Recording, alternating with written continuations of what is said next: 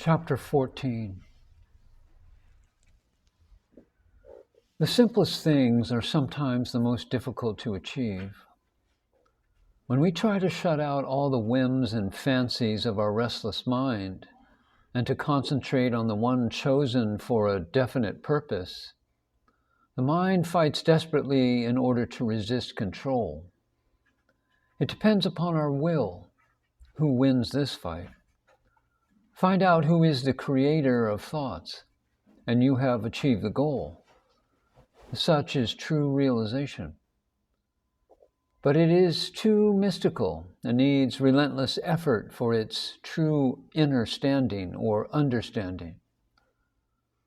I began to work with vichara, self-inquiry, for years before I met Maharshi, and the method according to his teachings is as follows. To immerse oneself in meditation, making a clear impression on the outer mind that the real self cannot be any transient thing such as the body, emotions, or mind. When this fact is strongly established without any doubt in consciousness, then I try to fill every possible moment with the inquiry, who am I? When any other thought enters the mind, one crushes it with self-inquiry. The more determined the perseverance, the better the result. The restless mind begins to give up the struggle. As I substitute every approaching thought with the magic self-inquiry, the periods of absolute quietness become longer.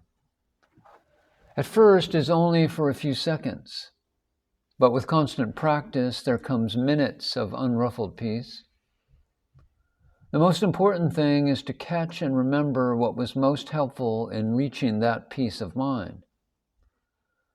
I cannot describe that process in consciousness because it is above and beyond the activity of the mind, and therefore cannot be expressed in words, which belong to the mental realm. But each earnest student will have the same experience. Wherever I was, vichara was with me.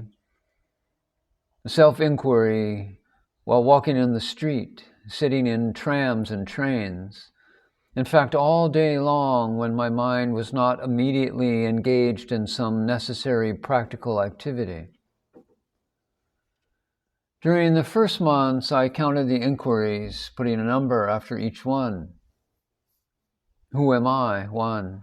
Who am I? 2, and so on. When circumstances compelled me to break the work, I noted the number in my memory, or if the break had to be longer, I wrote it on a slip of paper, carried in my pocket for the purpose. For the first few days, the figure of 1,000 was the highest. Later, 7,000 and more became easy marks. When I learned to fill every moment with self-inquiry, except those of speech and compulsory mental occupation, the counting was discarded as unnecessary. For then the mind had learned to remember self-inquiry automatically. The important part was not to repeat vichara with the mind, but to saturate each inquiry with a strong desire, without words, to know who am I.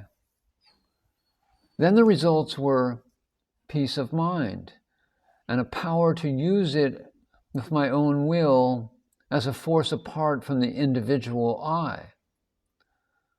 The average man believes in his ignorance that his body, emotions, and mind constitutes himself. The disciple trained by a master overcomes this falsehood. And this is the turning point in his spiritual development, being a sine qua non for his progress on the path. Being under dominance of his mind, the man is only a slave, and realization is not possible for those enslaved by the mind or the senses. The spiritual aspect of self-inquiry is also clear. In using it, you are seeking your legitimate inheritance, aiming directly at the very source of life. Other experiences made possible by the use of the inquiry, who am I, are given in other chapters. The whole problem of life is wrapped up in the vichara. Every religion and every spiritual master affirms that life in its essence is eternal and indestructible. But what is that life?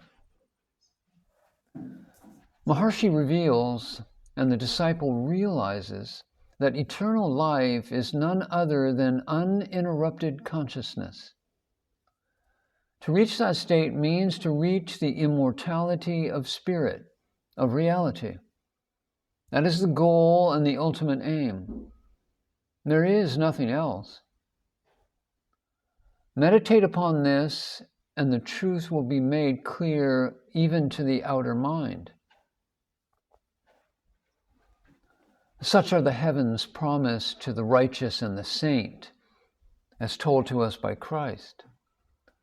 For them, there is no death anymore.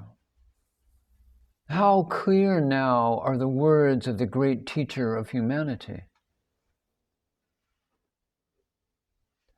And from the other aspect, it is clear why, for an undeveloped human being, there are and must be periodical interruptions in consciousness connected with suffering and the fear of death.